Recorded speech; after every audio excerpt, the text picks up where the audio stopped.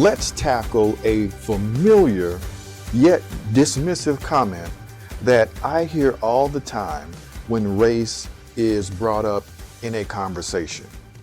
Why do you have to make everything about race? Or everything isn't about race. Oh, we hear this all of the time. People say it, they type it, they text it, they tweet it, and it's often heard from people who dislike discussions about racial issues. Let's just start there. They don't like to have the discussions, and they don't like the fact that the discussions are being had.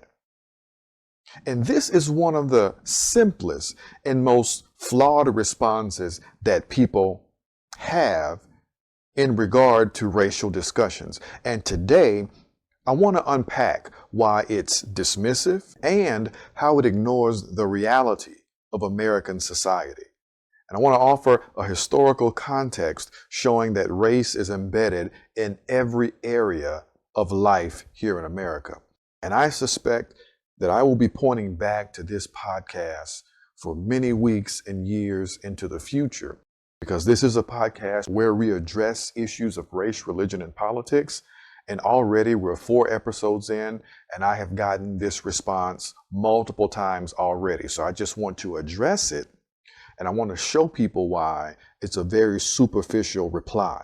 Let's start by recognizing that, yes, it is technically possible for someone to inappropriately insert race into a discussion where it has no relevance.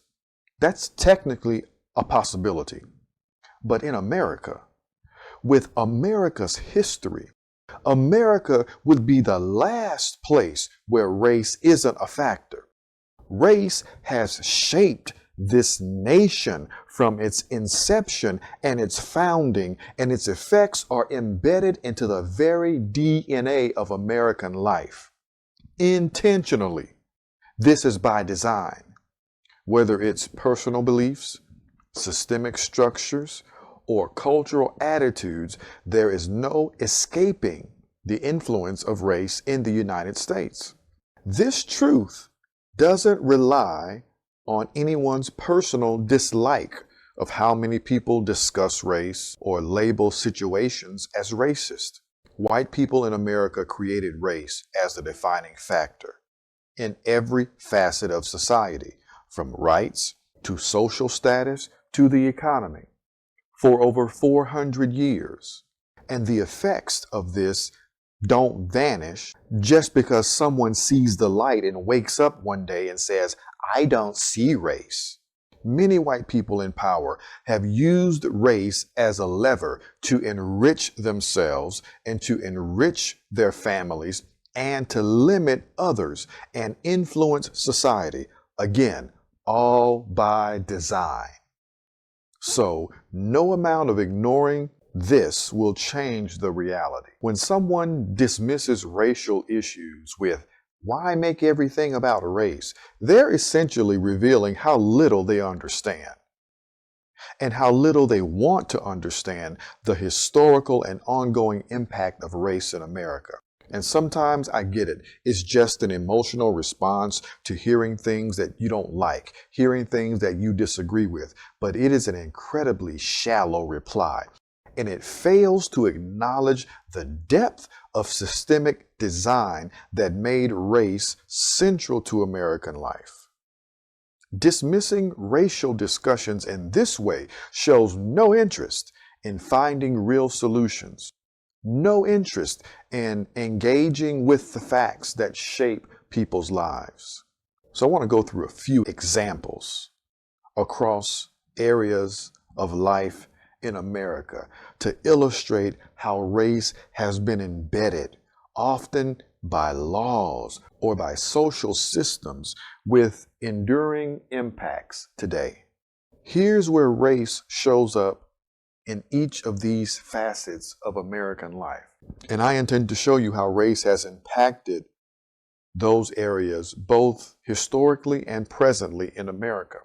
The information and facts are readily available online. You can literally find it as easily as you found this podcast if you want to know the facts. Let's start with education. Now, during slavery, it was illegal to educate black people. Illegal in many states. And this effectively barred them from learning to read and to write. How has that translated into our present day? Well, even today. Schools are heavily segregated even today by neighborhood, and funding is based on local property taxes, which disadvantages black and low-income neighborhoods, perpetuating the inequality in access to education that began during slavery when it was illegal to teach slaves how to read and write. Now, public schools have divided themselves out by real estate to ensure that segregation in education continues.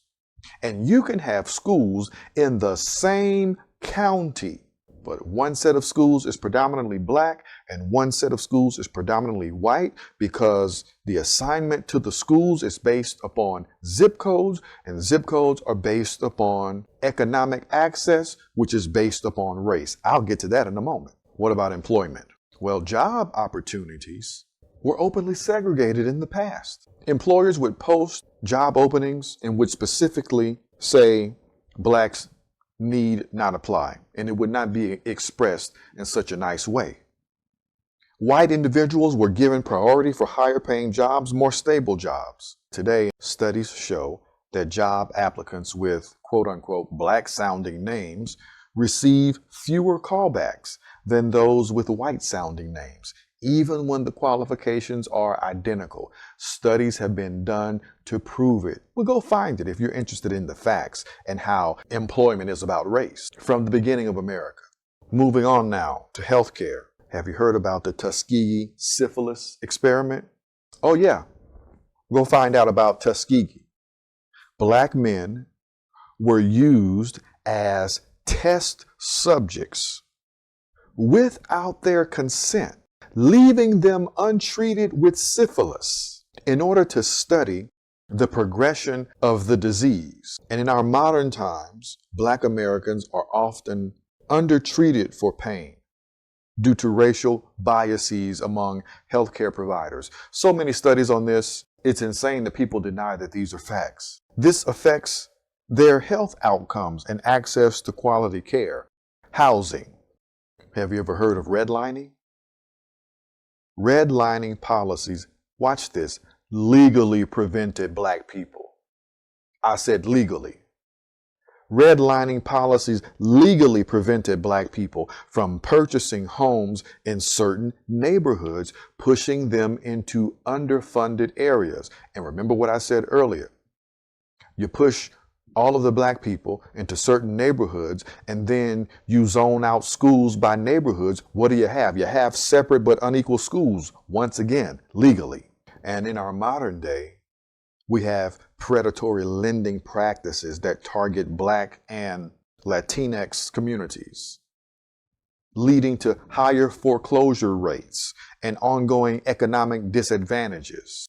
How about politics and voting? Literacy tests and poll taxes were used to disenfranchise black voters. Well, it was illegal to teach black people to read and write. And now you give them a way to vote, but you tell them in order to vote, you got to know how to read and write. And we haven't gotten to economics yet. But of course, I can show you that black people were shut out economically. But then you tell them in order to vote, legally, you got to pay a tax at the polls. All of this was legal until the Voting Rights Act of 1965, which some current justices of the Supreme Court in 2024 are telling you that's unconstitutional. The Voting Rights Act of 1965, which stopped poll taxes and literary tests and intentional ways to disenfranchise black voters, would tell you that that's unconstitutional.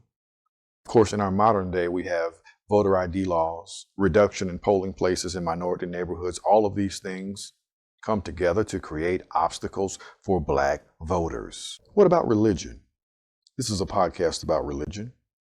Segregated churches and policies prevented black people from worshiping alongside whites in mainstream denominations. Am I telling anybody something that they don't know based upon history?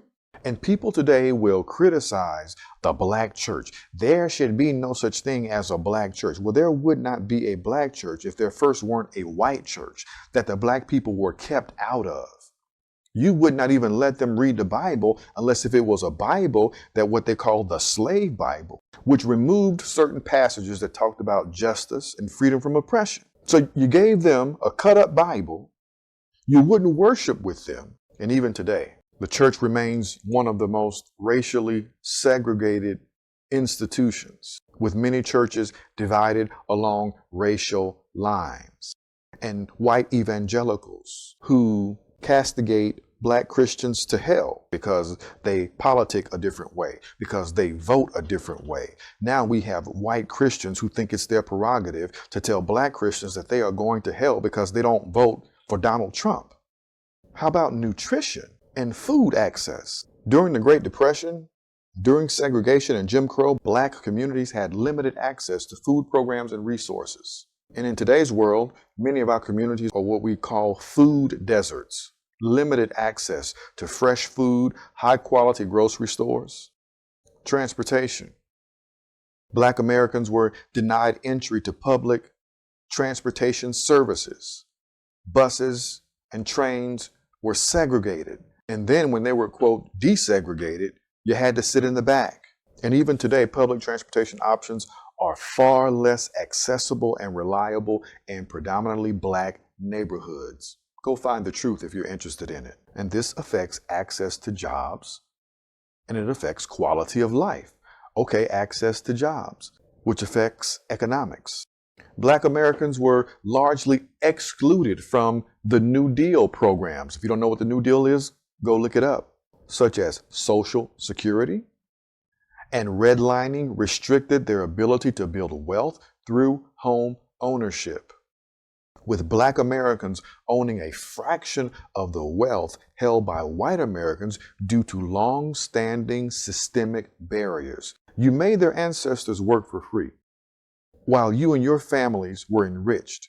Then you, quote, abolished slavery, but you did not repay and repair them for the work that they provided. And generations down the line, the gap still remains significant. Criminal justice. Jim Crow laws often criminalized minor offenses for black people, feeding them into convict leasing systems after emancipation. Certain crimes that strategically black people were going to offend in more than others because of the system of slavery that had been in place, those crimes received harsher punishments. The war on drugs, representatively more present in black communities, have higher criminal punishment. Black Americans are disproportionately affected by policing practices, incarceration rates, the war on black users of drugs. These are just 10 quick areas of how we live in a society, and I have given you a historic example and a modern example for each of them and how race plays a factor. So please do not come at us and say, why do you make everything about race when America has made everything about race from its beginning and it continues into the modern era? They highlight how deeply race is woven into American life. And when people say, why make everything about race? What they're missing is that race already pervades those areas of life due to choices made and systems designed over centuries. And denying or ignoring these realities isn't constructive. So what we need to do instead is acknowledge the deep historical roots that have created lasting inequities and work to address them. Talking about race isn't being negative. It isn't being divisive. It's about seeking understanding and advocating for a fairer, more equitable society. And if someone claims everything isn't about race, then let's work together to ensure future generations live in a society where that could be true.